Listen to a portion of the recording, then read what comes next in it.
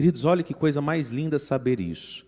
Nosso Deus trabalha e trabalha sempre. Deus nunca parou de trabalhar. E qual é o trabalho de Deus? No que Deus está trabalhando então? Deus trabalha na nossa salvação. Deus trabalha no realizar a salvação do mundo. Essa tradução, meu Pai trabalha sempre, poderia ser também e seria até mais adequada, mas é que para nós ficaria esquisito no ouvido. Meu Pai opera sempre. Operar. A gente usa essa expressão para os médicos, né? O doutor vai operar fulano, eu vou me operar. Então, operação é um trabalho que melhora. A ideia é essa, pelo menos, né? Você vai trabalhar numa pessoa, fazer uma operação nela, ou seja, ela vai ficar melhor depois do trabalho feito. Operar. Meu Pai opera. Meu Pai trabalha sempre, de Jesus. Portanto, eu também trabalho. Deus está operando o mundo, fazendo a cirurgia do mundo todo dia. Jesus está fazendo uma cirurgia no mundo todos os dias.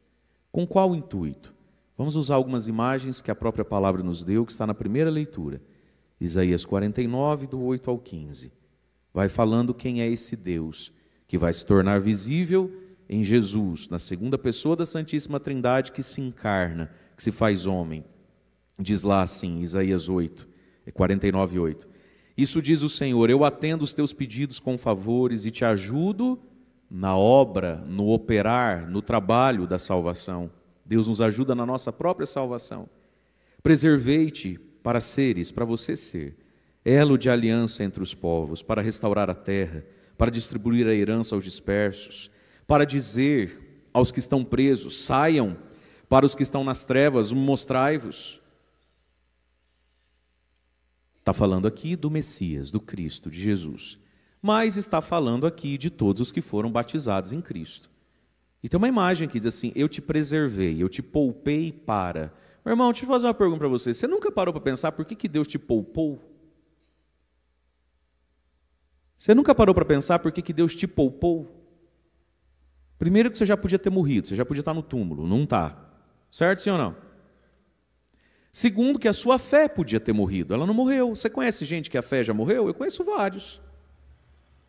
Quantas pessoas a fé morreu? Cadê? Onde é que está? Quantas pessoas a virtude morreu? Foi para o mundo velho, sem porteira. Quantas pessoas começaram bem e vão terminar mal esse caminho? Estão terminando mal esse caminho? Estão se desviando de Deus? Você nunca parou para pensar por que Deus te poupou? Você nunca parou para pensar por que Deus te poupou com aquilo que poupou em você? O dinheiro que você tem. Quantas pessoas eram para ter o dinheiro que você tem? Não tem, elas perderam, elas faliram, elas erraram de negócio, deu tudo errado para elas, para você não, você está aí. Sua saúde, sua inteligência, seu casamento. Por que Deus te poupou e por que Deus poupou o que poupou em favor de você? Você nunca parou para pensar? E aqui diz a palavra, quando fala do Cristo, mas de todos aqueles que estão em Cristo, eu te poupei, te preservei para quê? Para você ser um elo de aliança entre os povos, para você restaurar a terra, para você distribuir a herança que está dispersa, partilhar com os outros, para dizer para o preso, para dizer para quem está nas trevas, meu querido, minha querida, nós estamos vivos e precisamos ter alguma utilidade. Nós precisamos ter alguma utilidade. E aí entra o tema também, não é? Desse quarto dia da nossa novena, São José é exemplo de fidelidade. E é ali no meio da oração, daqui a pouco a gente vai ouvir o nosso pedido a São José, para que sejamos fiéis aos nossos deveres de Estado, aquilo que a vida pede de nós. Nós somos poupados por Deus. Para quê? Para ficar dizendo, eu estou com sono? Para ficar dizendo, mas por que eu? Tudo eu? Para ficar dizendo, mas cada um ajudar com um pouquinho? Para que Deus te poupou? Para a gente encurtar a mão para Deus? Para a gente amesquinhar a vida? Meus irmãos, nós somos poupados. Eu não sei qual é a tua história de vida. Eu não sei do que você foi poupado. Mas todos nós, em algum momento ou outro, fomos poupados. E para que é que fomos poupados? Para nada? Fomos poupados de tantas coisas para quê? Para ofertar a Deus o mesmo tanto daqueles que não foram poupados de tantas coisas? Porque às vezes Deus te deu tanta saúde, mas você serve a Deus como se fosse um doente. Tem um povo aí doente, com mais energia para servir a Deus que você que tem tanta saúde.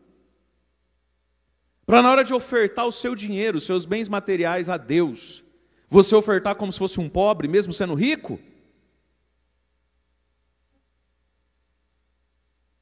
Para que Deus nos deu tudo o que deu? Para a gente se amesquinhar diante dele? Por que Deus te deu e você tem? Às vezes virtude, inteligência, sabedoria, mas você dedica isso, o mundo é beneficiado para isso, tanto quanto é beneficiado da virtude, da inteligência, do talento de quem é mais burrinho. Você consegue perceber que na vida tem gente que é mais burrinho, mais limitado mesmo?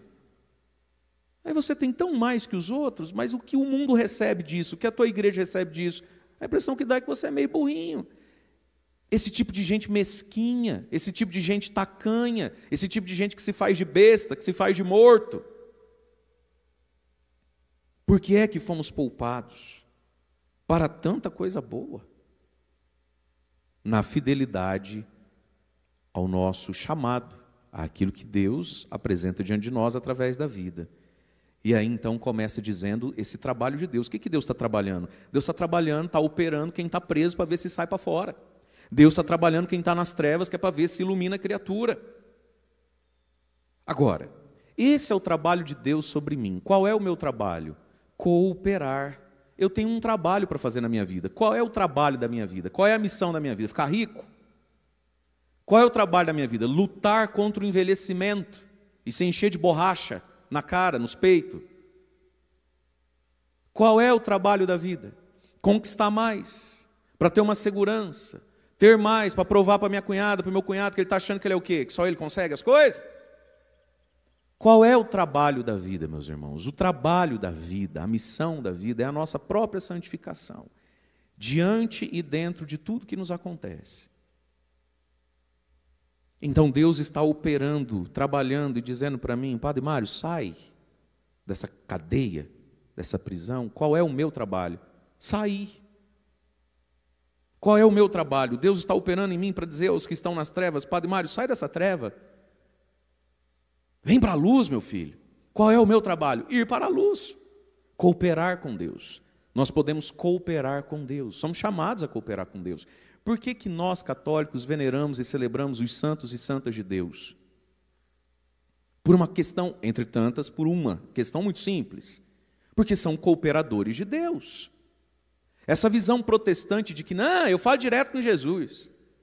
Não, se eu quiser falar com Deus, eu entro no meu quarto, eu abro a minha Bíblia. Essa visão protestante da vida, onde Maria é uma mulher qualquer, não pode ficar exaltando agora, dizendo que toda a honra e toda a glória é ao Senhor Jesus. Só a Deus o louvor. E por detrás desses coices que parece gente humilde falando, nada mais são pessoas que extremamente presunçosas. Por que não reconhece que em José Deus fez muito mais do que em você?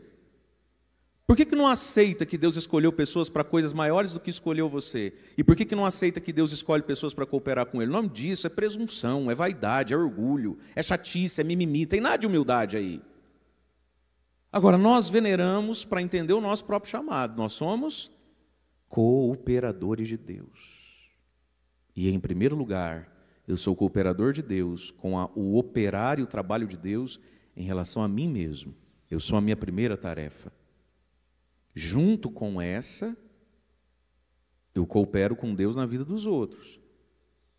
Sua primeira tarefa é cooperar com Deus na sua vida. Junto com isso, na vida do filho, da esposa, do marido, da comunidade. Mas a primeira tarefa nossa somos nós mesmos.